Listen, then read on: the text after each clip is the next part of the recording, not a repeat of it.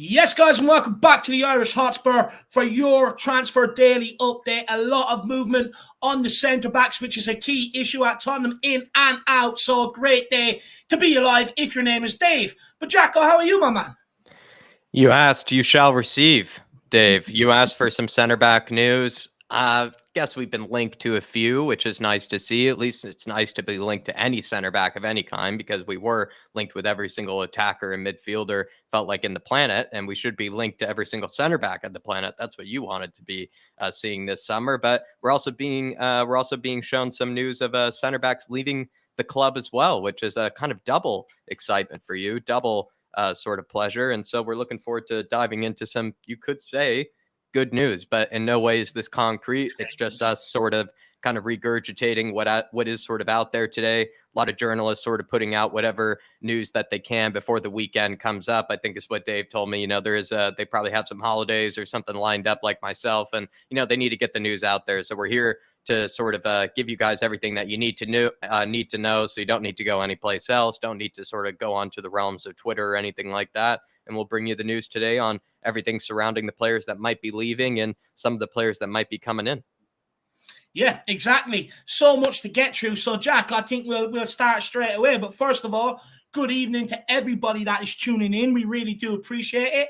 I do want to get off before my beloved Ireland kickoff tonight. We've got a big away game at Greece if we want to stay in contention for the European Championships next year. So I need to be off getting my full support behind Troy Parrott, Evan Ferguson, and the boys. So we have a lot of news to get through. So thank you, everyone, for tuning in. Make sure, please, as we go along, to engage with us in the chat. That's the most important thing. That's all we ask. But if you want to go above and beyond and help your boys out, why not smash that like button? Why not hit the subscribe button? Share it to many of your friends. Tell the boys we deserve 20K, not 10K.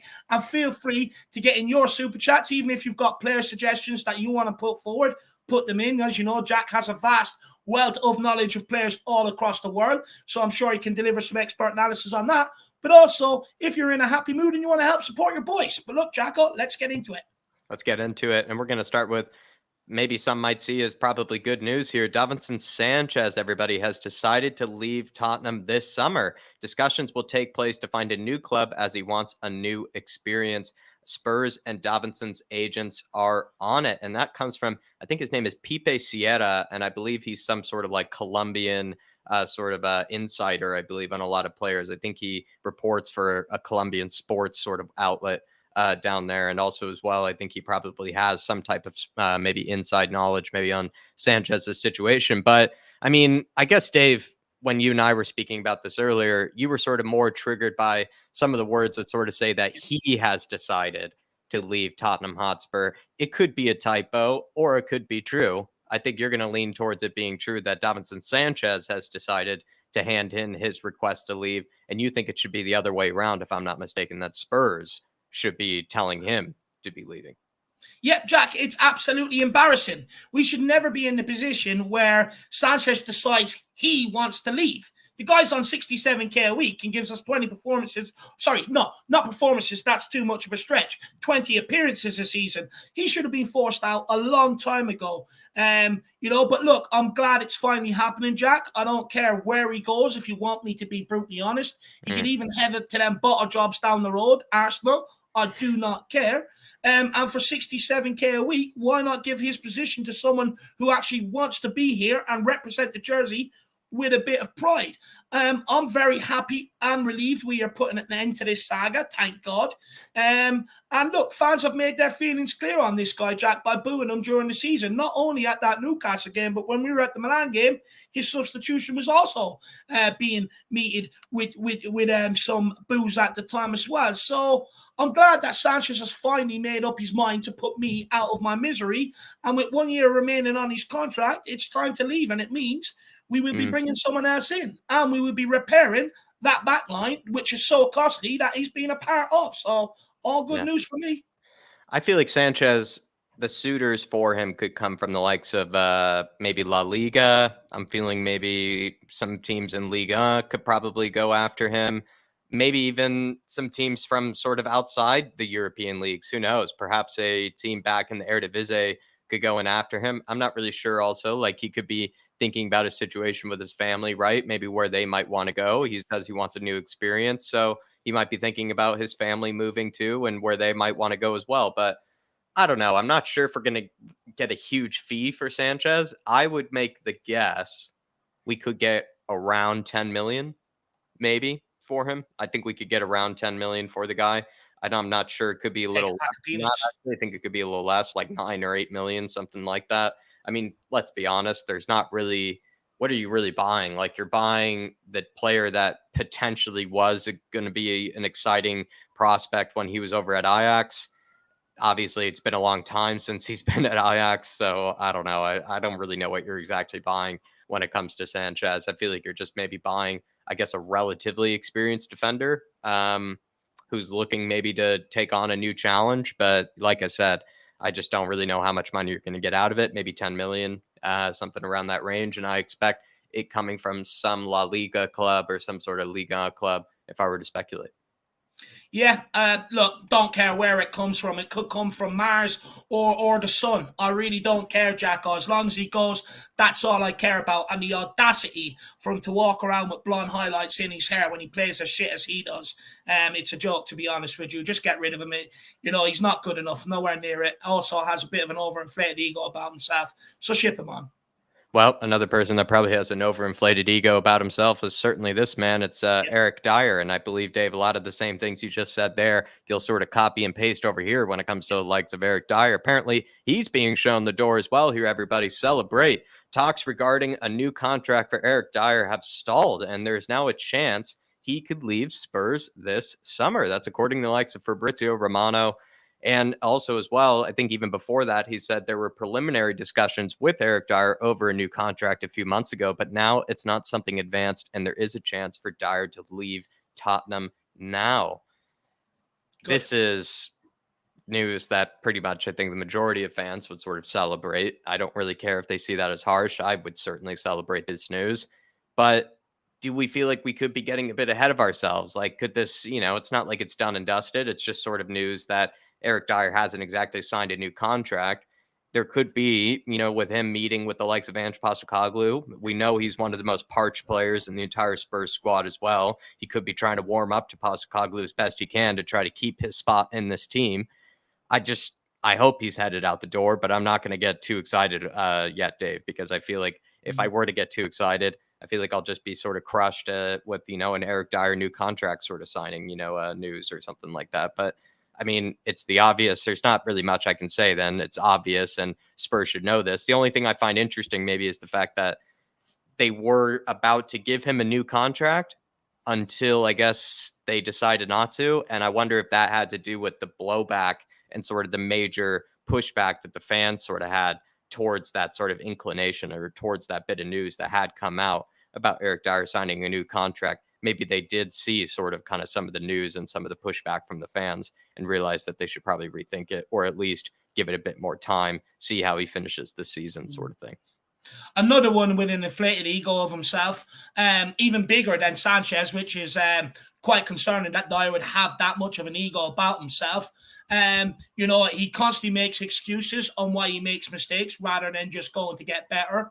Another one with a stupid haircut. He looks like he's pretending to look like he's this big hard man, bald head, shave and everything else, and he's everything but Jack, what I want to know is, can someone please tell me what Dyer has ever done at Tottenham shirt to be in talks to renew his contract in the first place? No. Especially since his blow up in October. I came up with that theory, Dave, that I genuinely think Eric Dyer, even if he plays well in other months, it seems like every single October he'll have a major blow up of some kind when it comes to his sort of form. Yeah. I don't really understand. Ever since October, it felt like, did he even start playing any better at any stage like since October? I don't think he did. I think he was probably just as bad, if not worse, in certain games. I think Leicester City also, there's so many bad games to pick from Spurs, but Leicester City was by far one of the worst defensive performances, I think, from us this season. And I think he was the culprit of the majority of the goals, if I actually recall in that one.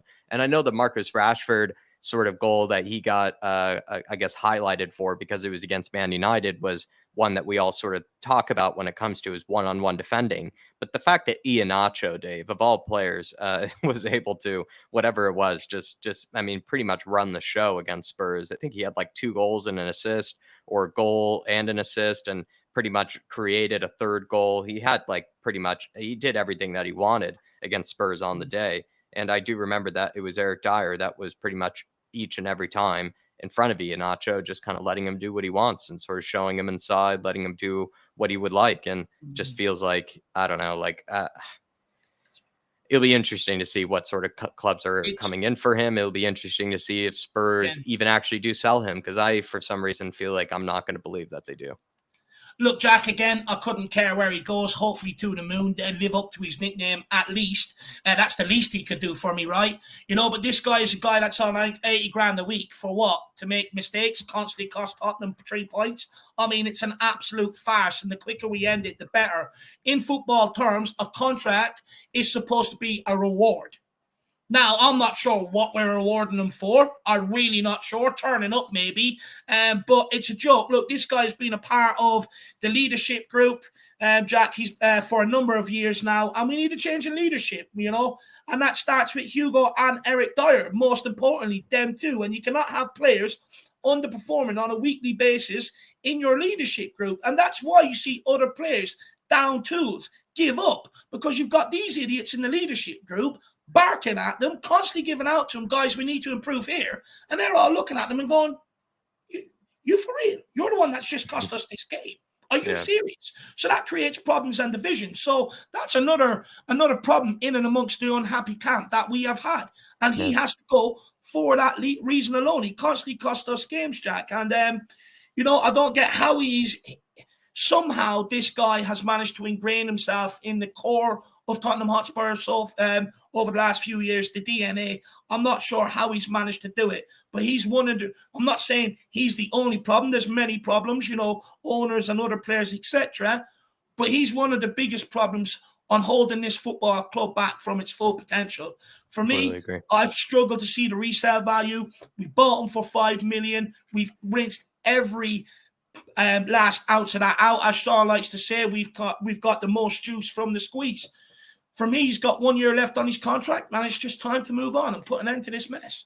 And last thing I would say on it, I don't really understand how he ever got won over by Spurs fans. I don't really know at what point did really Eric Dyer become a bit of a, I guess, a fan favorite. And even the fact that there is that sort of song, Eric Dyer loves me. It's just all like, it just, I don't really know where that came from. And I'd like to go back to the time and maybe someone point me to maybe a period of form in which that could have come from. But I really feel like the last thing I say again is I feel like Antonio Conte gave him the best sort of years of his career at Spurs. And it felt like there was already, though, so much love for Eric Dyer before that. And I felt like, again, Antonio Conte was the one that got the best out of him. I don't think Jose did. I don't think Pochettino did. And I don't think even Nuno did. So I really never understood where the love for the guy came from. But look, Jack, breaking news on Eric Dyer. Uber Eats apparently are looking for someone to deliver, but, you know, they shied away from Eric Dyer because he cannot do it on a consistent basis. So he's going to have to find another job to do rather than be a delivery driver for Uber Eats. Just quickly, a couple of comments I just want to bring up while we're talking about Dyer. Jazzy Fusion says, when all is said and done, there's always much more said than done. And that's exactly the case when it comes to someone like Eric Dyer. Stevie Owen says, Dyer by name, Dyer by nature. And the Yow Lad says, great news. Dyer's leaving because he wants to play Champions League. You've got a warped mind, You've got a warped mind, but I love it. But everyone, keep smashing that like button, keep smashing that subscribe button. And like I said, feel free to grab one of them super chats or one of them channel memberships. If everyone grabs that channel membership for $1.99, it will really help us out, everyone. But look, Jacko, a lot more news to get to. Let's keep it moving here, everybody. Højbjerg, again, some more news about him potentially leaving. And we've said this before. I think this leaves a lot of people scared. This leaves a lot of people celebrating. He's such a divisive player. And we will at some stage put a video about that in case this sort of news does heat up everybody, because I do think he's a fascinating sort of kind of case study when it comes to how sort of Spurs fans have sort of viewed him. Because, like, again, I say a lot of people love him, a lot of people hate him. there is some sort of news piling up with him potentially leaving. Pierre-Emile Højbjerg has been discussed at Bayern and is on the list of potential midfield signings. The club has had contacts with Højbjerg's agent, Pini Zahavi, and I believe that's Lewandowski's former agent or current agent. I forget. I do know the Zahavi guy, though. I've heard his name before with the likes of a lot of sort of Bayern Super players. I do believe he's connected to a lot of Bayern players, so that is accurate. Former academy product of the likes of Bayern, Højbjerg.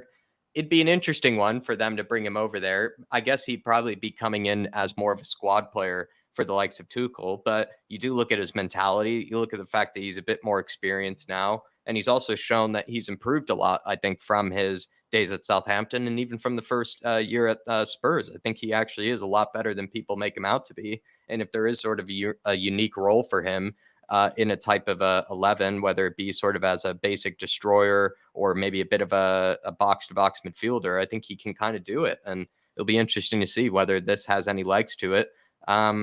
But yeah, Dave, Højbjerg, I'd be really sad to see him go at the end of the day. I think we should probably, if we were to let Højbjerg go, I think we should probably let Skip go as well. I understand that he holds a very crucial kind of a homegrown spot, but I feel like Højbjerg and Skip are such similar players, but Højbjerg has a much better passing range, has a much better first touch, and also I think is actually a better ball winner than Skip at the end of the day. And I know I know there's a huge age difference there, but I sort of think of the player that Højbjerg was at Southampton, which was a pretty fine defensive destroyer in the Premier League. And I think he was one of the better defensive destroyers in the Premier League at Southampton at around the age of like 25 or something like that. And the fact that Skip is only 2-3 years away from basically having to be at that sort of level does sort of scare me and does sort of make me think like he's got to kind of turn it around or at least improve quite quickly and show that he can be at least at Højbjerg's level. Because even though people kind of shit on Højbjerg all the time, you have to think about it. Like, will Skip reach Højbjerg's level by the age of around 24, 25 years old? I'm not really too sure yet. And that's why I would sort of think Skip needs either a loan away to get some more time to, work on his game and be able to get game in, game out sort of minutes. If we were to sell the likes of a Højbjerg. And what sort of price would I take him for? I would take him for 30 to not 30. I think I would have to be around 35 million to 50 million. I think something around that age. It has to be around 35 million at least, I think, for me to take him, to let him go. I like Højbjerg, and I think he's a good player, right? But when you look at it, right, his name has been mentioned quite a lot over the last couple of days, which makes me think there are legs to it, which makes me think that Ange Postecoglou maybe doesn't fancy Højbjerg in his system. But then that either means we're going to be bringing in another centre midfielder because, like you said, Skip just isn't good enough. Or he'll be, you got to bear in mind as well with Bentancur's injury, or else he's going to turn to the likes of Papa Matasar, Alfie Devine, or Harvey White. So it'll be interesting to see which way this pans out. Does he go with some of the younger players and talented players that we have in and around? Or do they go and buy someone and bring them in? I'm not quite sure what way Ange is going to go on that yet. We have seen links to Rio Hatate from Celtic. So I wonder if Højbjerg being cleared out to make room for Hatate coming in here. But the reason why I think this one has legs, Jack, is because, like you said, he has the affiliation with Bayern Munich, but also Bayern Munich, they brought in that kid, Ryan Gravenberch, from Ajax last summer, and it hasn't worked out. He hasn't been able to get into the team over the likes of Musiala, Goretzka, Kimmich, and players like that. So he's sort of been on the periphery, and he's not happy there either. So they are looking to actually offload that guy and looking to bring someone in to replace him. So I think this one does have a bit of legs to it, if you want me to be brutally honest. But Jack, I'll ask you, would you take someone like Gravenberch as maybe a make-weight for Pierre-Emile Højbjerg? I think two very different players. I think Gravenberch is brilliant going forward. He's probably more of a number 8, if you will. He can also play, I guess, a bit higher up. He could play maybe as a type of creative midfielder. He has a really good range of passing. He really likes pressing from what I've seen of him in the past. He can cover sort of a huge, length of the pitch, quite quickly. But also he does seem more comfortable going forward than I would say he is, defensively. So yeah. I think you're buying a very different player. Not saying that, you need to get a complete replacement for Højbjerg, but Højbjerg offered that type of solidity in the fact that he can play a variety of different roles. He's not the best, you could say, in the world at whatever role he offers, but he has shown that he is tactically, astute. He can play in a two-man midfield with Bentancur. He can play as a defensive destroyer for the likes of Jose Mourinho. He can play as well, I think, a bit higher up when he played for Denmark, right, as more of a kind of box-to-box creative midfielder. And, some of these he can do at a pretty high level. Some of them he can do at a pretty adequate level. But the point being, I think, is that Højbjerg is also a guy that's very reliable for his fitness and his sort of availability. But he's also reliable in the fact that you can play him in different positions, and he won't be that, he won't detract from you, and he won't sort of let you down, I think, in any way. Whereas Gravenberch, I feel like you have to probably find that unique position for him to get the best out of him, to be able to get the best potential out of him. Is that position like a number 8? Probably. But we already have so many people that are competing for that sort of position. We spoke about it earlier, Dave, but Bentancur, Basuma, maybe some other guys that are going to come in there are also going to be competing for that number 8 position. So I guess if Gravenberch is willing to compete for the number 8, or if he's willing to take a shot at the number 10, playing as more of a creative midfielder, sure. Look, I like Gravenberch. I like him. I think, as a number 8 in the Postecoglou system, I think he'd do very well. He's also got a wicked shot on him as well. But look, I don't think that's going to happen. It's just something I said I'd post to you. But the fact that Bayern are looking to get rid of him, I do think that's making way for someone like Højbjerg. There it is, everybody. And that came from Sport Bild. It came from 2 different journalists from Lexus Sport Bild out in Germany. Hugo Lloris from L'Equipe has been linked with some moves away. Hugo Lloris has met with Tottenham boss Ange Postecoglou. However, at this time, there's no indication that it has pushed Lloris closer to or further from the exit door. And I believe there was also some other news that Lloris doesn't exactly want to move too far away from his family. His family is quite settled in North London. He has his kids going to school in London as well, and he doesn't exactly want to sort of displace them, or even if he doesn't displace them, he doesn't want to move too far away from them at this stage in his career. Lloris, Dave, I say I want him out of here as quickly as possible. I think he's had a horrible last end of the season. I don't need to go off on, as I have before, the reasons why I think he's let us down in so many different ways. But I am a little worried that he's met with Postecoglou. Like, he's still, like, the fact that he's abandoned us at that stage of the season in the Newcastle game, and now he's meeting with the new manager and everything like that. I just don't know what to make of that. And hopefully Ryan Mason, who is going to be part of Ange Postecoglou's staff, is saying something to Postecoglou about Lloris, because obviously, Ryan Mason was there when that did transpire for Lloris, and Lloris obviously hasn't shown his face like ever since, that thing at Newcastle. So I don't know. I'd say it was a quick meeting, Jack. I'd say he was brought in. Postecoglou goes to him, will you stay around as number 2? Lloris has already said before at the end of the season that he didn't want to hang around as a number 2. So, okay, grand. And by the way, I'm taking your captaincy off you as well. Can you please leave my office? I'd say it was a very, very quick meeting. I'm not concerned about it whatsoever. Hugo Lloris doesn't want to be here. There's a massive bust up in that dressing room at halftime against Newcastle. I mean, anyone that's played a game of soccer in their life and you go into a dressing room already 5-1 down or 6-1 down, whatever it was at the time, bust-ups happen. So let's not sugarcoat it to be something else. It's not. It happened. And he quit on the team. And ever since then, he's made noises that he wants to leave. So just get him gone. I think, look, for me, maybe it's something that Spurs have put out there to try and alert Brentford so that maybe they lower the cost of David Raya, maybe potentially, because a lot of this does go on. But look, I wouldn't be concerned about the meeting whatsoever. I'd say it was very quick and very brief.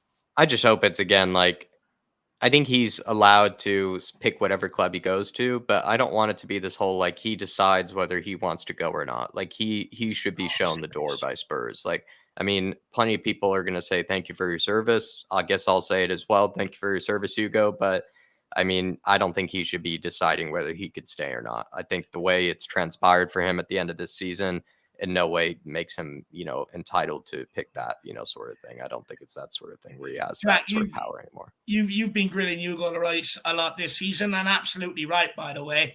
I think you spotted he was in decline more than anybody. But like Leanne Ruff says here, Jack, would you stretch as far as giving him a testimonial? Do you have enough love in your heart for Hugo to give him the testimonial? I think he deserves it, to be fair. I think he probably deserves like an Instagram highlight reel or something like that, like in my books, but I'm not sure if it's. I just the way it's so much recency bias for me, Leanne. It's so much recency bias. I think people are going to overlook a lot of what has happened this season, and I understand that because they just want to think of Hugo in a good light, and I completely understand that. But this season has been absolutely hard, and part of that reason I think is down to Hugo Lloris. Hugo Lloris, in so many different occasions, has let us down, whether it be just from not being able to make basic saves or also letting down the team when it comes to being as a leader. That's what I've been more disappointed with because I did kind of see his decline coming. I think that's a different sort of issue. But what has let me down further is the fact that he's made huge mistakes this season and then has blamed others and has never looked at himself once this season for some of the mistakes that he has made. You look at some of the games against Arsenal, Man City, I believe Newcastle. You look back at all of his reactions to those goals. He's pointing his hands and pointing his arms at other people, saying how they need to do better, how they could have helped him out, etc. And that sort of really made me kind of lose a lot of love for the guy because I think we've seen the majority of the mistakes this season have been pretty much entirely his own fault. And that's understandable. That's okay. But the way that he sort of tried to shed the blame onto other people and the fact that he's our own captain made me sort of ask a lot of questions about that whole lack of accountability that we have at the club. We've said that countless times. There's a lack of accountability in this football club and start to maybe have some question marks about whether Hugo Lloris has been contributing to that, at least in the last year, And yeah, and what I will say is I think testimonials are probably a thing of the past, if you want me to be brutally honest. Before, they were sort of designed to give that player one last payday or that payment heading into retirement. Now that there's so much money involved in football, they already more or less have their retirement funds, in place. So it's sort of testimonials are becoming redundant, is what I would say on that. But, look, I think he deserves it over the course. I think he's been, a good goalkeeper, solid goalkeeper for us. But, last season, it is what it is. He declined rapidly, quit on the team. But, look, a lot of things went wrong last season. I would give him the testimony. But anyway, let's move on, Jacko. Plenty more news to get through. It's close, Jacko. Dejan Kulusevski here, everybody. We finally gotten to it, and there's some breaking news from the likes of DiMarzio here, and I'm going to read it aloud. Just give me a second, but it does seem like really what it is that Spurs and Juventus are very close to reaching an agreement for Dejan Kulusevski, and the agreement could be around 30 million euros for him. It seems like it's going to be done or wrapped up anytime soon. Could this actually be the first signing of the summer, Dejan Kulusevski, Dave? And the fact that Spurs have decided to try to save 5 or 6 million on it is quite funny, actually, to me, if you will, because I think he already was a bit of a deal for 35 million. I would have taken that. And so the fact that Spurs have negotiated it down, would that make any of the people that were Kulusevski doubters a bit happier? The fact that maybe we've negotiated it down, like, would they feel like, oh, maybe he is worth 30 million, he's not worth 35 million? Or do you feel like people that doubted Kulusevski were, are not going to be happy regardless that we signed him? Look, as football fans, I don't think we really care about 5 million and the difference, if you want me to be brutally honest, Jack. But look, we got to understand he had an injury. He came back at a time where Tottenham were in full decline, which didn't help him. But if you take back from the player that we had when we were playing well the season before that, from that January to the end of the season, he hit better numbers than what Saka did all season long. So for me, you're getting a clear, talented player. I'm actually surprised Juve even put the 35 million price tag on him in the first place, because I do feel they could get 50, 60 million for this guy. But I know one person that'd be absolutely chuffed, sitting there with a cigar in his mouth, Jack, sipping on some Hennessy or some fine cognac. That'd be Daniel Levy. He's absolutely chuffed. He won the negotiations. He got 5 million off. We know that he absolutely loves getting money off. So he'll be absolutely buzzing that he won that negotiation. And look, save for 5 million, I'm happy. That's 5 million we can go and get Lenglet for. Kulusevski, for me, I can see why people are slightly worried or anxious about him, because he had a big letdown of a season after what was a spectacular beginning and a spectacular 6 months that he had when he first came in. But I don't know. I think you sort of have to look at both sides of the coin. I think, yes, he looked really dreadful under Antonio Conte, but you brought this up, Dave, where some of the things that Antonio Conte asked of Kulusevski didn't always really suit his sort of strengths and didn't exactly suit his game style. And I think he was able to, in certain games, especially when he first came into the Premier League, was really able to effectively do what Conte was asking of him, which basically was sort of just start counterattacks, be that extra sort of threat that teams had to take seriously. Because I think what started to happen, right, if we take ourselves back in time, Spurs, were starting to become predictable even before Antonio Conte came in. Everybody realized that Spurs were a bit of a counter-attacking team, and they tried to just get the ball into Harry Kane, and then Sonny usually was the one that was making the runs in behind that sort of would finish off the move. And it was Steven Bergwijn and Lucas Moura that were sort of, lacking that threat and lacking that sort of cutting edge to be an extra threat that teams really had to take seriously. And Kulusevski, when he came in that January, absolutely filled that hole and was able to fill what we've been asking. And I think in the following season, he really let us down for a few different reasons. I think the injury obviously, came into play, but it did also seem like in other games, like it's just like concentration, confidence. I'm not sure what it was, but there were times when he did all the right things. He would get by his man and he had an opportunity to shoot or pass, and he would make the wrong decision, or he would just not really execute the pass or the shot really in the way that we know he can. So I could see where there's that bit of skepticism or there's that bit of concern, right, about how he really was a shadow of himself the following season. But like at the same time, for me, like he was near almost like best winger in the Premier League practically, like for that period when he did first come in. So it's so hard, Dave. It's kind of just two polar opposite players that we watched, and that is a tough one. Yeah, it is. It is a tough one, but you know what, Jack? A lot of people in the comments, they're happy with the price. I have to say, one or two that maybe are a bit disgruntled. Leanne comes in with a fair point here again as well and says Kulu doesn't deserve a contract as he had a poor season, as you were saying about Hugo, so should apply to everyone. Here's the difference. Kulusevski, has shown the season before that how good he can be when Tottenham are playing on the front foot football. And he's at an age where he's got so much more room to develop. The reason why you don't give someone like Hugo Lloris a new contract is because he's 36, on the way to 37, and in rapid decline. His abilities are coming to an end, whereas Kulu's were hampered because of an injury. It's a complete different scenario and situation altogether. So, look, I understand what you're saying, that it should apply to everyone, but let's actually throw a bit of context in there. That saying doesn't actually apply to this because they're at two different stages of their career. And if you want to apply that way, well, then we'll never have anybody. But when you've got two players at different ends of their career, that statement doesn't apply. Yeah.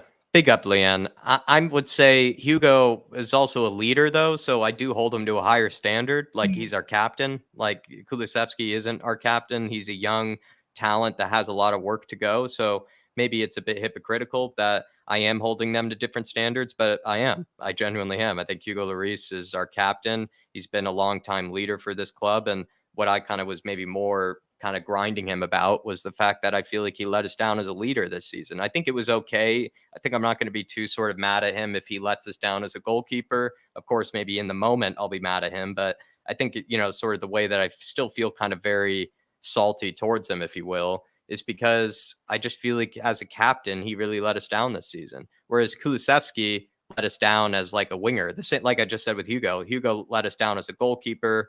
Kulu let us down as a winger, let us down, with what he can produce. But I think there was like some extra things that Hugo kind of did that, made it a bit more distasteful, if you will. And Jack, there's a few people asking, do you think that maybe Kulu is an Ange Postecoglou sign? And I definitely think Postecoglou would have had a say on that, a yes or a no, 100%. I do believe that. Look, I could be proven wrong if other news comes out, but Kulu, for me, Kulu has been, one of our best signings in recent years. And when we get him back to his best, which we will, I think it's a good deal, and I do think Ange would have sanctioned this deal 100%. It'd be strange if Ange didn't want Kulusevski. I guess we'll only find out if he didn't.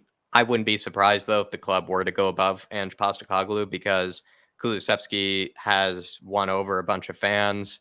He already has a song about him. He wants to be at Spurs. So unless, I guess, Postecoglou straight away said, I don't want this guy at the club, I think Spurs would have just sort of been going about this move the whole time. I think it's just one of those club signings, actually.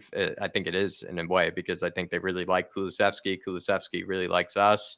And I think this was sort of always going to get done no matter what, even if Postecoglou was sort of here. I might actually push back a little bit on that, Dave, or maybe just say that this would be one of the ways that Spurs maybe go above the manager, is these sort of kind of signings. I actually feel like Spurs feel like Kulusevski is the future, and he's somebody that they'll invest highly into. And whether people think that's right or wrong is another thing, like we were just discussing earlier. But I do feel like they value him quite highly, clearly. And so maybe it's just they were going to sign him no matter what. 100%. And a few people are also sort of responding to it as well, saying, to be fair, everyone had a poor season. And that's a very good point to make. Yeah. And, through that poor season, you've got to look at who's on a rapid decline, who's been here long that you can see that they're declining, and who's been here a short space of time and has actually made an impact. And I just think we have to be clever when it comes to players that have been here for such a long time letting us down, compared to players who, had an injury, who maybe hampered their development last season. But big up, Paul, good to see you in. Big up, Dark Sun G, long time no see, sir. How are you keeping, my man? Kulu is in, baby. He says, Kulu news from Fabrizio. So Jack's just going to get that. Give me 1 second. And then also, big up to THFC Till I Die. Jarmatron says, big up, guys. Let's get all aboard the Ange train. We're all on it, Dermo. Don't worry about that, my man. I can't wait to see what he produces. I'm just excited to get back to attacking football again. It's what I went to the lane to watch with my old lad when I was younger, and it is nice to get back there. The last 3-4 years as a Spurs fan has been very, very hard, and it's tested a lot of people's patience. So, it's just good to get back there, Dermo. But everybody else, follow suit, be like Dermo, get your thoughts in a super chat and really help support your two favorite boys. But look, Jacko, we'll keep it moving, my man. Dejan Kulusevski will be announced as Tottenham player on permanent deal in the next few days. Understand contract will be valid until June 2027. Already signed as well. 30 million euro deal agreed with Juventus instead of the 35 million euro buy option. Here we go soon. Gimme a ginger from Sweden. Number 21, and he plays on the wing. Da-da-da-da. I'm absolutely buzzing. I'm delighted. I like Kulu. I've a really good time for Kulu. 2027 kind of, I think, stands to what I was sort of speaking about. I think the club rate him quite highly. I think they see him as a future sort of talent, a guy that might in some way try to, I don't think anybody ever will, but he'll try to pick up the reins from Sonny and Kane, right? They have to have some players that eventually will do that sort of thing. And maybe they think Kulusevski is one of the better candidates to be one of kind of the new faces of Spurs, down the road, post Sonny and Kane era. But I think the 2027 contract definitely shows that they really highly value the guy, because that's, what is it that, Dave? Is that a 3-year or 4-year contract? I believe it's around a 4-year contract. Yeah, it's a 4-year contract. 4-year contract. It's a good length. It means he's tied down for a few years. 5 million off the original asking price that Juventus wanted. Good deal all around. I just hope, it doesn't come back to bite me in the ass. Kulu, you better perform this season. I'm out here backing you, my man. Hold us accountable, everybody. I'm delighted, Jack. I'm delighted. I really do like this guy. I don't really want to go too much without spoiling another video we have coming up. So what I will say to people is check out the video we dropped Sunday and what I have to say on Kulu. And I think it'll make more sense why I think he should stay in what Ange will ask of him compared to what Conte asked of him.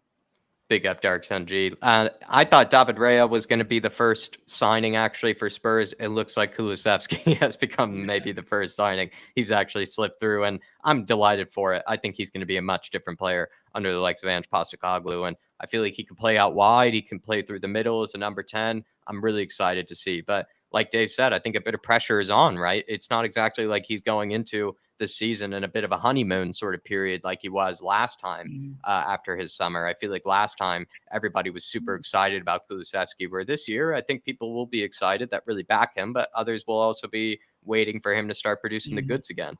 Paul O'Connor has become... No, go on, finish that. What? Paul O'Connor's become a Flat Cap member, joining the Flat Cap Army. Thank you for the support, Paul, my friend. And like I said to, or like Dave said, everybody, if you do want to support the channel with all the different sort of content that we put out there, and we do try our best to do it every single day. Feel free to do what Paul has done here and grabbing that Flat Cap membership. Yeah. Thank you, my man. Yeah, big up, Paul. Thank you for answering the call, my man. And hopefully we get to speak to you on some of our fan shows as well. It'd be great to hear what you have to say. So, Paul, thank you for answering the call, my man. He was in here yesterday as well, Jacko. He's really enjoying the content. Legend. Yeah. He's got Irish blood as well, which I love. I love it. Dax OG, just quickly, my man, let us know in the comments where you've been, brother. You've been in hibernation for some time, on holidays, I'm not sure. But most importantly, please let me know that you're okay, brother. That's the main thing. And let me know if you're happy with the Kulu signing, because I know you're happy that the likes of Sanchez, DIER and all are out the door. But, what do you make on Kulu? I'm not sure where you stand on Kulusevski. So let me know, Dark Sung G. Big yourself up, brother. And then we have DB. It's a good comment. He says, I love being a Spurs fan. We are actually getting excited about signing a player we already agreed to sign. Yeah, no, we didn't have to sign him because we didn't make Champions League football or European football. So that meant it was an obligation if we made European football. I think it was Champions League football. But the fact that we didn't meant then we actually had an option. This is quite Spurs, classic though, DB. I'll be honest with you. I'm one of the ones that's going to be very guilty of celebrating this type of thing when we already, like you said, kind of knew it was going to happen in the first place. But it's just how it is. I think David Raya, like I said, wasn't going to be unveiled as the first new signing. Classic Spurs fashion. The first new signing is going to be someone that we already had in the first place. But yeah. I'm excited about it. And I guess we negotiated down the $5 million, DB. Let me know what Levy will spend it on. Yeah. So that look, DB, I think you're absolutely spot on, my man. I love that comment. You do make me smile, my man. Let me know, though. You haven't clarified whether you're happy on the Kulu signing. But everyone out there, that is more or less a here we go, Kulusevski, first summer signing of the summer transfer window. Hopefully, David Raya to follow in quick fashion. Let's move on here, though, everybody. Kulusevski is ours.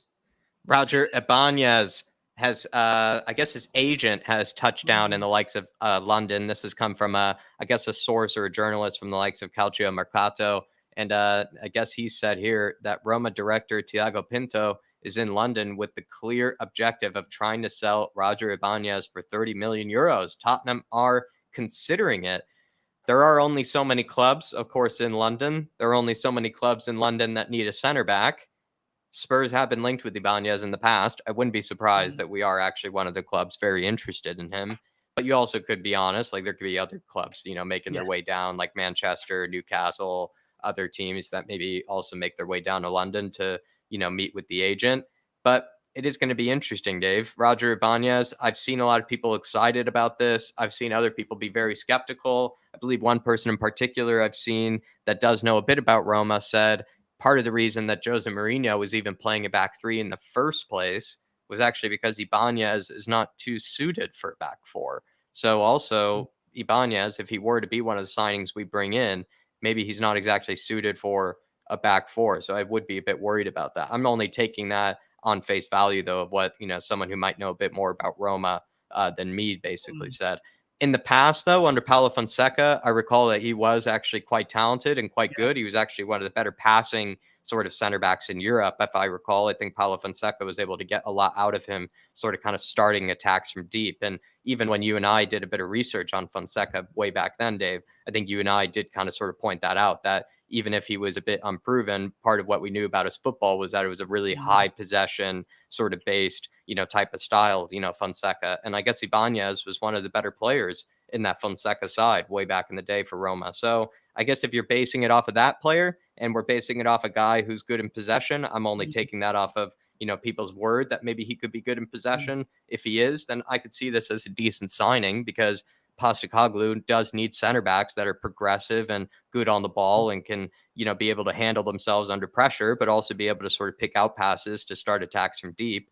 But I'm a little bit worried with some of the other things that I've heard about him defensively, kind of saying that he can't maybe make it in a back four. So I don't know. Like, I don't know if you need, like you don't need to know too much about Ibanez, Dave, but anything that I've said or anything you might have heard from somebody Yeah, else? I haven't seen a lot of them. Right? I've seen a bit of them. I've probably seen just as much as everybody else. But like I think first of all, Jack, the agent flying to London means absolutely zero, right? That it's going to be Tottenham, like you alluded to. It could be anybody, and I'll be a bit weary, because I remember Willian, he went to Liverpool, Tottenham, then on to Chelsea, and so I'll be a bit skeptical there. But look, Jack, he was a key. He's been a key part of Jose Mourinho's team.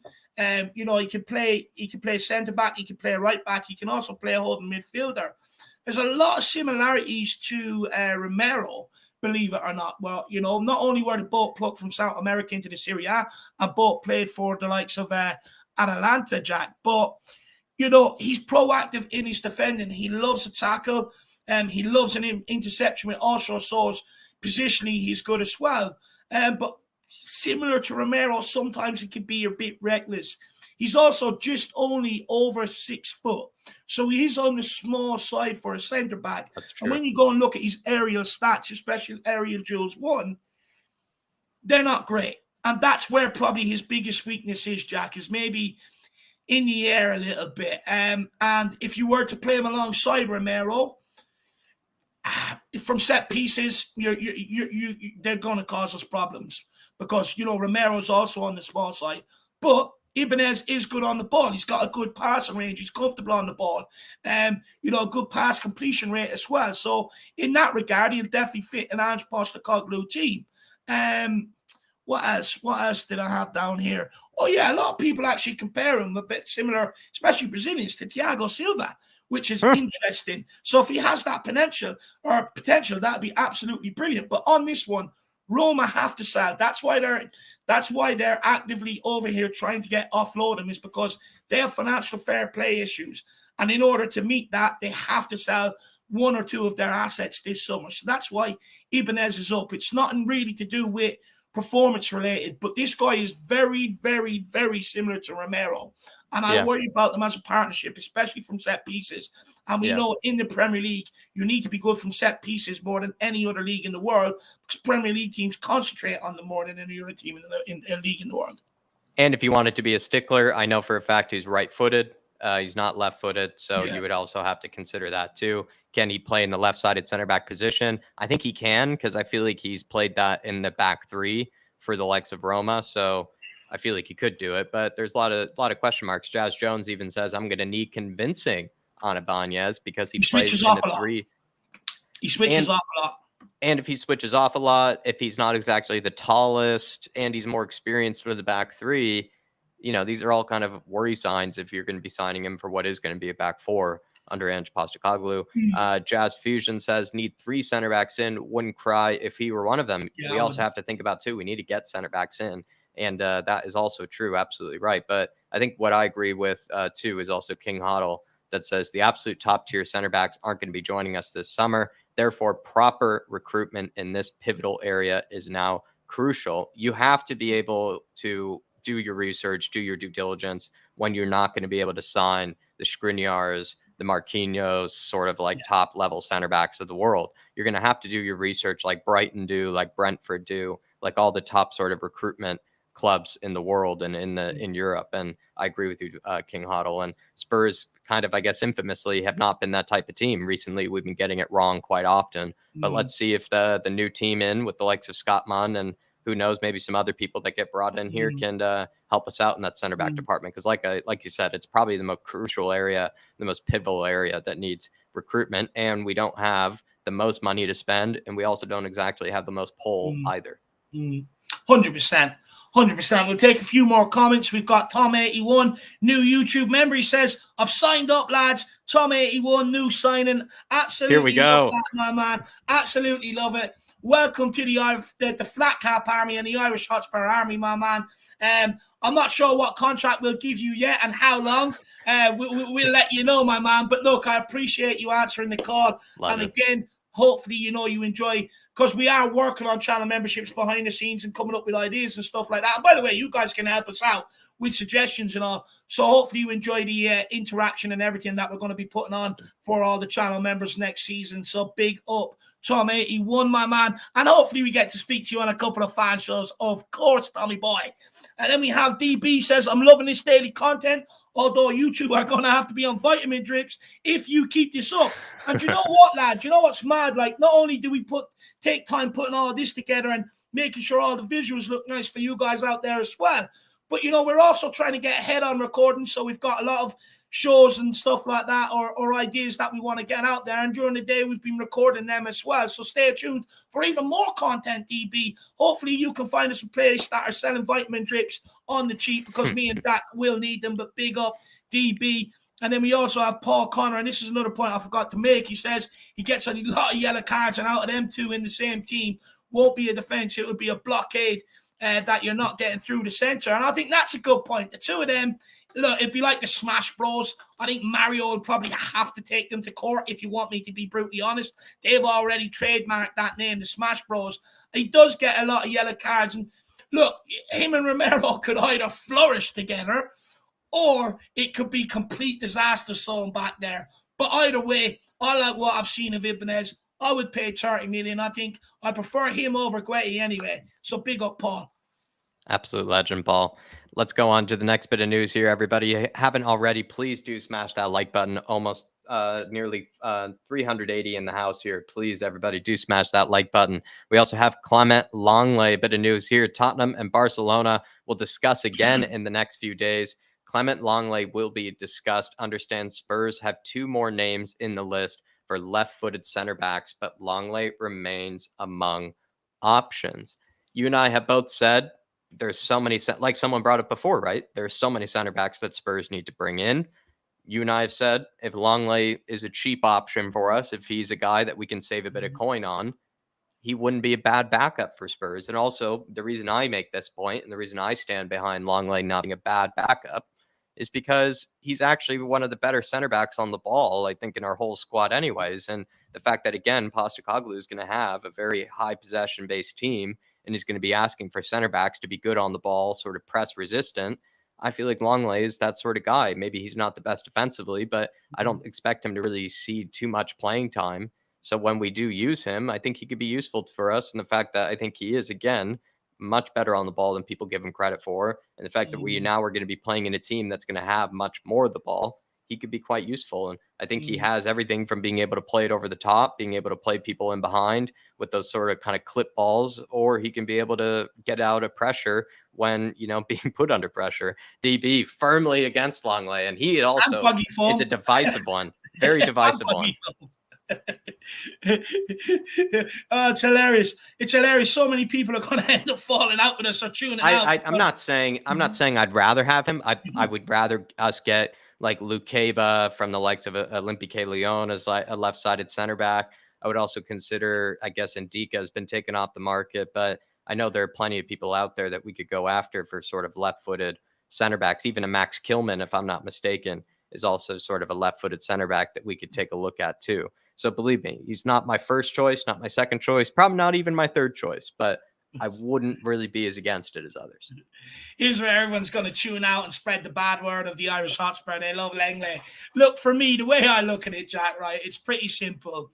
A lot of people, like, you know, say, when I say get rid of Tanganga, Sanchez, Dyer, Davies, right, they all say impossible, you can't do it, right?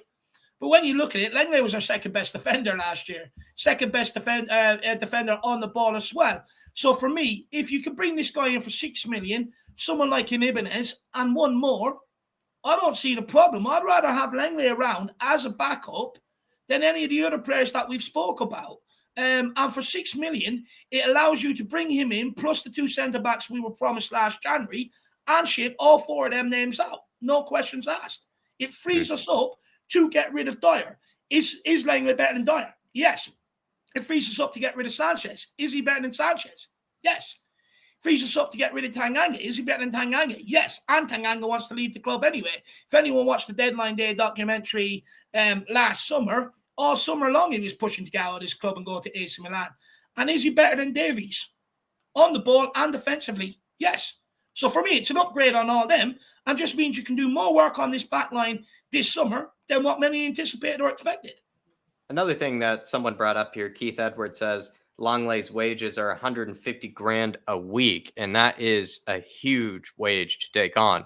But I feel like if Spurs are going to be actually negotiating a permanent deal with this guy, considering his age and what role he might be having, I don't think they're going to be offering him 150 grand a week. I'd be surprised if they did. I think they're going to be offering him what they think is adequate for that type of role and what they think is adequate for the position that he's going to be taking in the squad. I don't think they're going to be giving 150 grand a week to a guy that's going to be sitting on the bench, most likely for the majority of games, Dave. Even though Longley is currently on that sort of wage and is currently on that type He of won't be out there packet, at Tottenham. I don't see that. I don't see Spurs, if they're going to sign him permanently, I don't see them spending all that much. But it's a good point that you make, Keith Edwards, that if Longley is going to stick with that sort of wage demand, if he's going to stick with that wage packet, I don't see then Spurs going in for him. Big up Las Vegas Spurs. Hopefully you keep it well, my friend. Is that what LV is? I thought it stood for love. Anyway, love Las Vegas, same team, my man. Big yourself up, Jack. Just a couple of comments before we move on. Las Vegas Spurs. It could be, yeah, it's Las Vegas Spurs. We go with that. Says, first time checking you boys out. Keep up the good work. Las Vegas Spurs, hopefully it's not the last time we see you around here, my man. Big yourself up and appreciate the sport. Tom wants 5 years at 89K a week will do. I mean, look, I can't give you that. I can't give you that. But I tell you what, if you go and speak to Daniel Levy, he's a history of giving out massive contracts like that on long years. So you might get one there, Tommy boy. And then we have Spurs bench. Well done. Good to see you in, my man. Says, evening, gents. Great to see you, brother. Then we have Philly 2109. Big up, Dave and Jack. The day Eric Dyer leaves, I'm having a toga party. Long overdue. Well, as you know, guys, I don't drink. So when you see me having a glass of Coca-Cola with ice cubes in it, you know your boy celebrating. Big up. And then we have Neil Thomas. Big up, lads. Great content. #1 channel. Well, Neil Thomas, I really do appreciate that, brother. Appreciate the kind words and that. And I'm just glad that you're enjoying it. And I'm glad that you guys are enjoying all the new look, the new images and everything else. Because, you know, we constantly sit here thinking, how can we make it a better experience for you guys? So, you know, a lot of people seem to be recognizing that we are trying to improve for you guys out there. So I really appreciate that, Neil. Also, let me know where you're from, brother. I like to know where everyone's from. I like to see where they're all based. I like to, talk cuisine and stuff with them. So let me know where you're from, brother. Big up, Neil. Also, Neil celebrating 15 months as a Flat Cap member, and he says, big up, boys. Ibanez all the way. So he's celebrating his 15 months, Neil, by giving the approval for Roger Ibanez. I guess he's a fan, or I think he must be. I don't know, Neil. Let me know if you're a big fan of his. Let me know if you're just a guy that needs as many center backs in here like Dave. I know Dave's in that sort of mindset where he wants as many center backs in here as possible, as quickly as possible. Or if you're kind of a backer of Ibanez, because it felt like we weren't really giving him too much praise there. So I'm curious what maybe you have to say about him that maybe could sort of, put some, questions to the doubters, because there was definitely some doubt that we were putting on Ibanez. Big up, Neil. Appreciate you. Big up, Neil. Big up. Let us know what you think of him, though. We do need to know. That is very important. I just want to welcome a few more people in, people that are late. We've got like Cockeyed Steve TV. Big up, Steve. Hopefully you're keeping well. Jack, I've got to send you out the video that Cockeyed Steve sent in an Postecoglou song. It's absolutely brilliant. Big up, Adam Phillips as well. Good to see you in the building, Neil Shafton. Great to see you. Terry Wright. Big up, David Ginola. Custom Spurs. Jeannie D is from Seattle. We've got Zach M from Cork. Cork boy. Absolutely love it. Big up. Whereabouts? Down near the Bear Peninsula. Lovely park, by the way. Bear Island. Mr. Krabs Cacho. He's from West Virginia. And we've got Mud FC from Michigan. But look, Jacko, let's keep it moving, my man. Keep it rolling here, everybody. We're going to go on to the likes of Mark Guehi. He's been linked with Spurs, and Tottenham are apparently holding interest in Crystal Palace's Mark Guehi, along with a number of other clubs, which extends back to last summer. If he has 3 years left on his deal over at the likes of Selhurst Park, and that has come from Sky Sports. Mark Guehi, I feel like last season, not this last season, but the season before that, I actually think he looked very good, and I think he was at least a very astute signing by the likes of Crystal Palace. I feel like the most recent season that we've seen, though, he hasn't exactly looked to be the same player. Maybe that's just because Patrick Vieira and that sort of side started to crumble, and maybe just a lot of players started to not look the same. But for me, it was sort of like Joachim Andersen actually looked a bit more convincing than Mark Guehi did. And also Mark Guehi made a pretty embarrassing, I think, sort of error against the likes of Spurs when I think Sonny scored. What was it, Dave? I think it was Sonny's goal that was, I mean, in that big win that we had at Selhurst Park, he made a pretty Oh bad error, yes, if I yeah. recall. He had a really bad judgment of something that was in the air, sort of like bounced off of him in an awkward way, made a pretty easy finish for Sonny. I think he's really talented. He's really young as well. Like, he's still really young and has so much more growth. I feel like if you're not paying more than like 30 or 40 million, I think I'd pay around 30 million for him. I think I would. It's just like the whole 40 million, 50 million price tags that you get for some of these English guys. I don't know if I'd pay that English tax on Mark Guehi, but maybe I'm just sort of using a bit too much recency bias, because I just feel like last season, and I do mean the most recent season, he did not convince me. Whereas his first season with Crystal Palace, he did convince me. So it's a bit of a Kulusevski sort of situation here, kind of two different players that I feel like I've seen. Look, I like Guehi, right? I think. Look, I take your point that maybe last season he hadn't hit the heights of previous seasons. But look, the way I look at this, Jack, he's 22. He's got plenty of room to improve. However, he's got 3 years left on his contract at Crystal Palace. They value him. His value and transfer, according to Transfermarkt, is around 35 million. But with the 3 years on top, you're probably actually talking in around 50 million to get him out of there.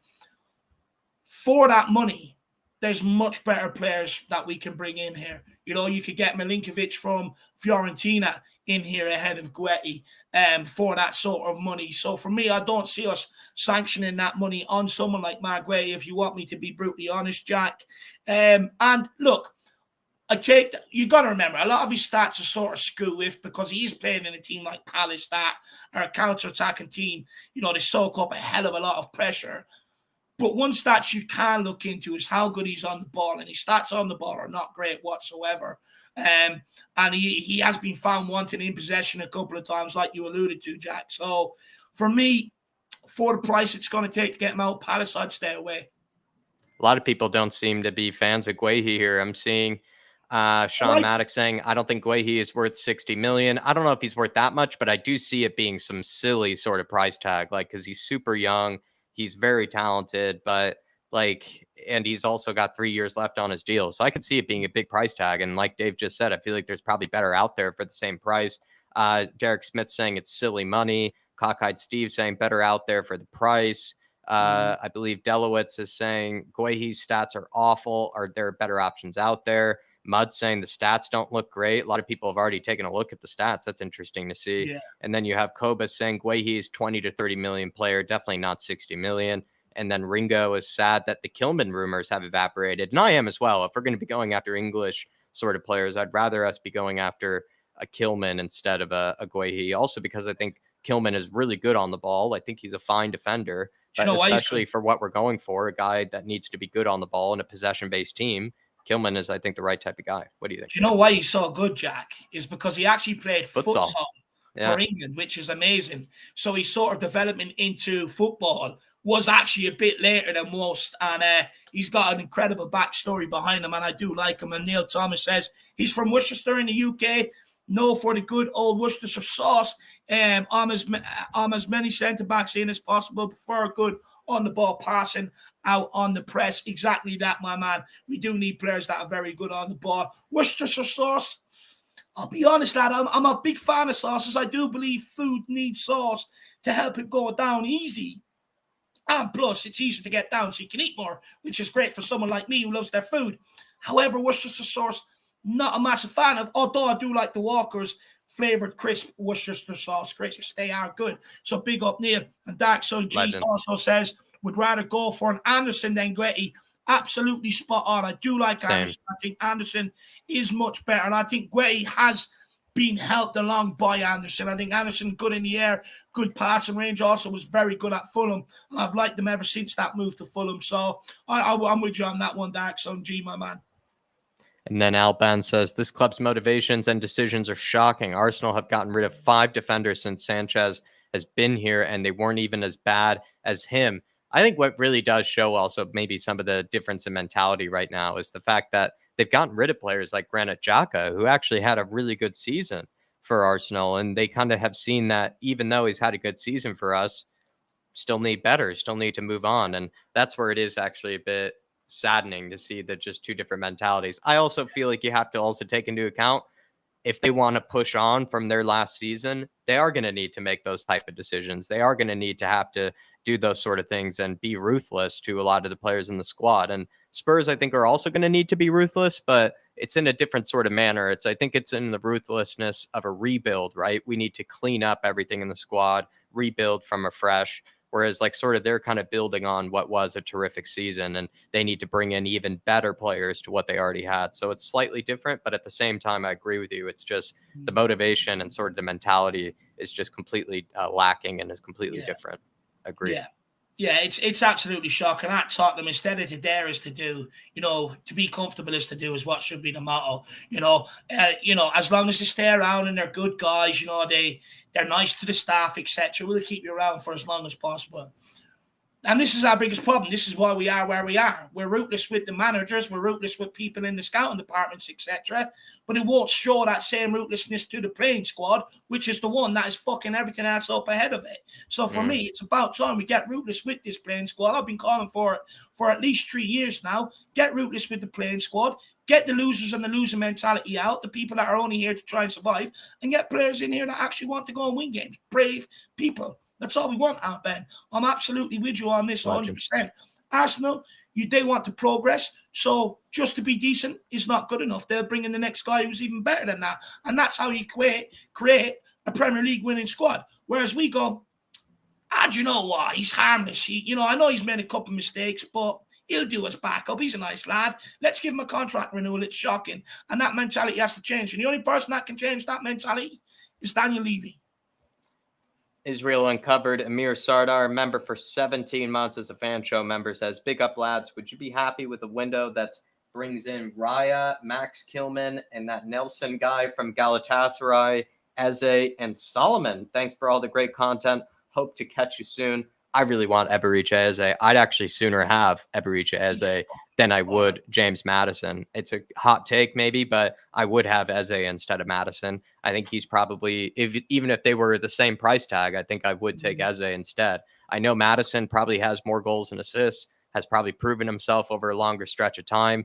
It just feels like maybe it's a bit of sort of the saltiness that I have towards the way he celebrated against us, some of the things that he said about Spurs in the past. I just feel like I'm a little bit hesitant. Does he really want to put it in for us? And does he really care about the club?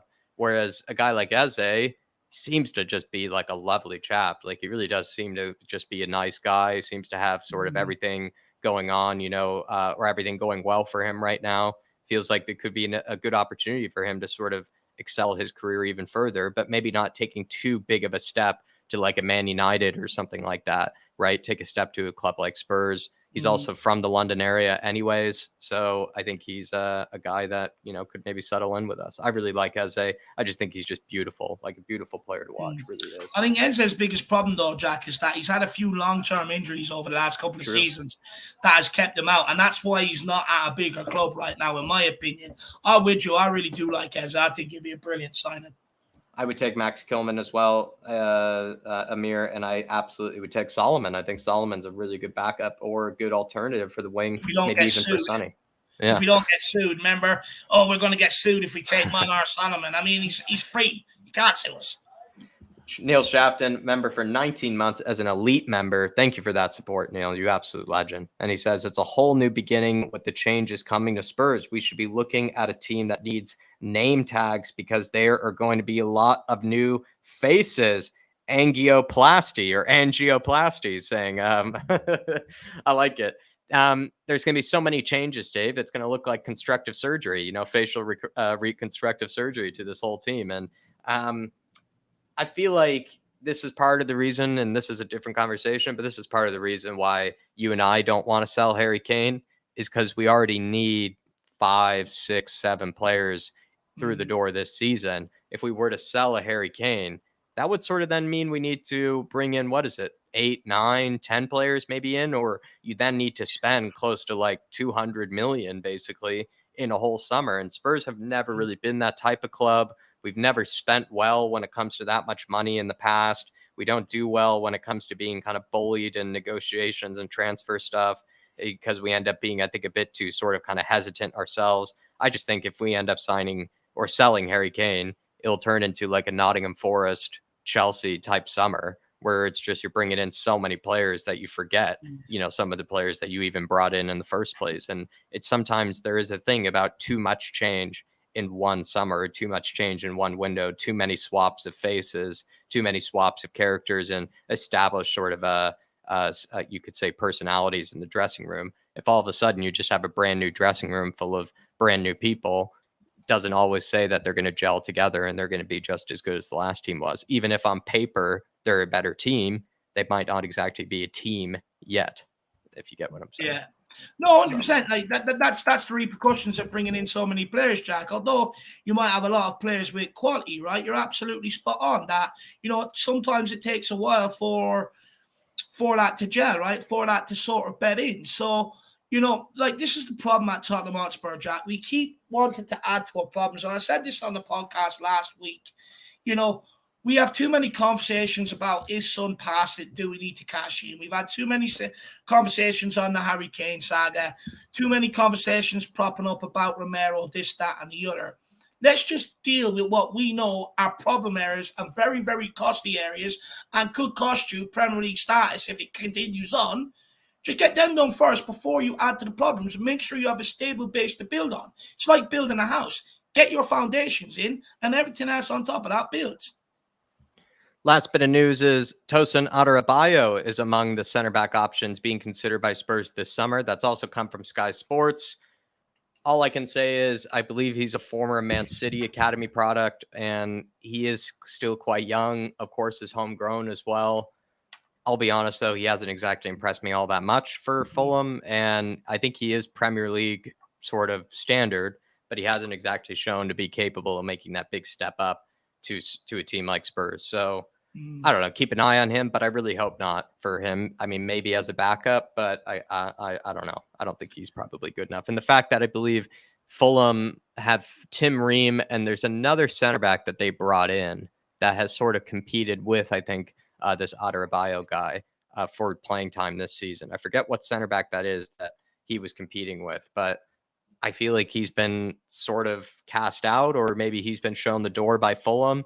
And if he's sort of seen as a dead wood, or if he's sort of seen as maybe a guy that Fulham don't want anymore, it feels like maybe Spurs shouldn't go after him either. But I'm not saying that's the case. Maybe he's actually, wanting to make this move. Maybe he feels like he's better than Fulham.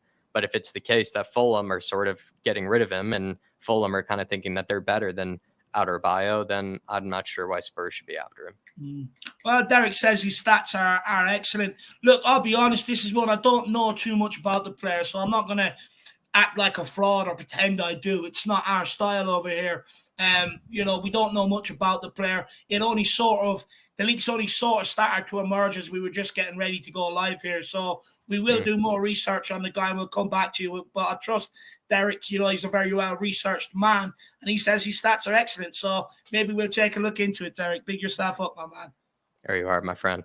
And last bit of news here is that the likes of Yaya Toure has been approached to be an assistant at Standard Liège as their new, I think, assistant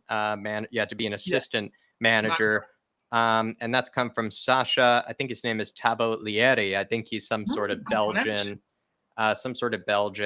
kind of inside source of some kind. I mean, the fact that this has come out very randomly, I feel like could probably have some legs to it. I don't see why Yaya Toure would have any news about him unless there was something, some kind of truth to it. I guess we'd be sad to see Yaya go. He's been quite influential, I guess, in a short space of time. I think he has had some people point out how great it's been to have people like Jermaine Defoe and stuff and people like him in the club to sort of influence the next generation of talent. Yaya Toure would be sad to see to go at the end of the day. Yeah, look, him and Jermaine Defoe were massive for the under-17s and under-18s. You've seen them celebrating with them in the cup final victories as well. And look, I'm not sure what our plans are for Yaya Toure beyond being a youth coach.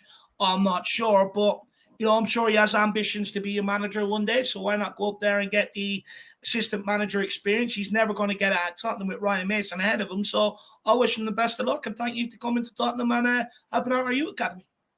And then also Spurs have offered a third year scholarship to Dante Casanova. This is not yet signed though, so the player could still yet leave the club. And then similar contracts have been offered to Matthew Craig and Niall John, but both players have not yet accepted the contract, so they could still depart. Any of those guys, Dave, that you would want to accept the contracts? Look, first of all, this news is off the back of all the players that were released yesterday. Look, Niall John, I think we briefly seen him under Nuno a bit, didn't we? Look, he's not cut out for Premier League 11, in my opinion. But the fact that the club have offered him another contract, maybe they think differently. Look, it'd be interesting to see what he decides to do. Matthew Craig, I know his brother Michaels has since left the club. Matthew went on to make his debut there. He's the one that came on at the end of the season. He's made the bench a few times, him and his brother Jack. You know, they do have a lot of hope for this guy in and around Tottenham. So be interesting to see what he does. But you know, we'll wait and see. We'll wait and see. But this is becoming too much of a common theme, Jacko, where you know, youngsters are sort of not signing their contracts. It's just happening way too much because the pathway is blocked up. So this summer is crucial that you get a lot of that shit out and you stop blocking up these pathways. But also, the pathways are blocked up for some guys because we hoard a lot of younger talent. Some talent that we bring through that may be no longer good enough, then we keep buying in more. And we're also stockpiling the academy as well, which is not always a good thing. So, you know, we need to get ourselves back into a position where these young players stop walking away from the contracts and actually commit to them. I'm looking forward to the next. I don't blame them. Just make that clear. I do not blame them. Yeah, I'm looking forward to the next generation of players, and I feel like there's going to maybe be sort of something or what I should say is the next generation of players do look quite talented, and it is a huge step up even from the Spurs academy to the first team. So we also have to often get real and sort of realize that even though we want all these guys to succeed, it's such a huge step up to do it at such a young age, to be able to make it into that Spurs first team, to be able, because we say there isn't a pathway and we need to do a better job about making a pathway, but it's not like the pathway is for everybody. And the pathway is going to be something that everybody will be able to make, because it's a high standard that we're sort of, going to have to set for the next generation of players to be able to lead us on into a new generation, a new rebuild, and a new era. For sure. For sure. Well, look, I think that's also, all. Speaking of the academy, last bit of news maybe is Spurs are close to an agreement to keep promising academy player Mikey Moore. Come on, he's absolutely quality, Jacko. We've seen him in the under-17s and under-18s. To be 15 years of age and playing in an under-18 cup final and look like one of the best players on the pitch. And he was in the under-17s, if not the best player on the pitch as well. It's absolutely phenomenal progress from the guy. A lot of high hopes from. Hopefully we do keep him here, Jacko. Hopefully we do keep him here. But look, that's it from us, guys. I do have to get off. I want to go and watch my beloved country take on Greece. So let's see how we get on. But guys, a good day of news for Spurs fans. It looks like plenty of outgoings, plenty of incomings, which is good. Obviously, don't believe everything you read. But thank you all for tuning to Choose In here today. Thank you all for, all the support, your comments in the chat. And thank you to everybody who helped support us financially, or not us, but the channel financially in terms of memberships and super chats. I really do appreciate it. I know things are tough out there. Times are tough and people have holidays and stuff to do. So I really appreciate it. And if you do want to become a channel member, you do enjoy the content, the link is pinned up in the description. So just click on that. It'll bring you to it. It's $1.99, a small fee every single month. And it would really, really help your boys out. We do depend on all you guys out there. We don't have any big wigs behind us. Everything you see on screen is put together by us. A lot of hard work goes into it. So it is greatly appreciated. But guys, you go and enjoy your evening. Just, rejoice knowing that DIER and Sanchez both look like they're on the way out of the club. Roger Ibanez on his way in. Jack, anything you want to say?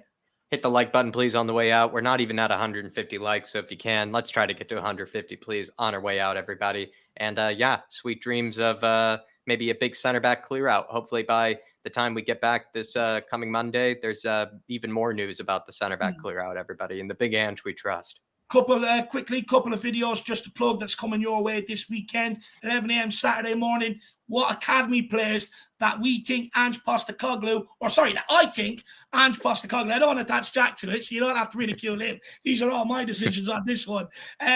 So basically, tomorrow morning, 11 a.m., players that I think might actually make the squad under Ange Postecoglou. And believe it or not, I've actually been very reasonable with my selections and I have good reasons why. So stay tuned for that. And then also, me and Jack also up, but just before this, we had a great discussion on players we think will thrive under Ange Postecoglou that maybe let us down last season with our reasons why as well. So one is 11 a.m. Saturday, one's 11 a.m. Sunday. Tune in, get in the comments, let us know your thoughts on all the videos. Keep smashing the like, guys. But look, Republic of Ireland is calling me, guys. I'll see you all tomorrow. As always, come on, you Spurs. In Ange Postecoglou, we trust. Come on, you Spurs. And Ange, we trust. See you soon, everybody. Have a good weekend. Oh, and give me a ginger from Sweden. He is on his way. Here we go, baby.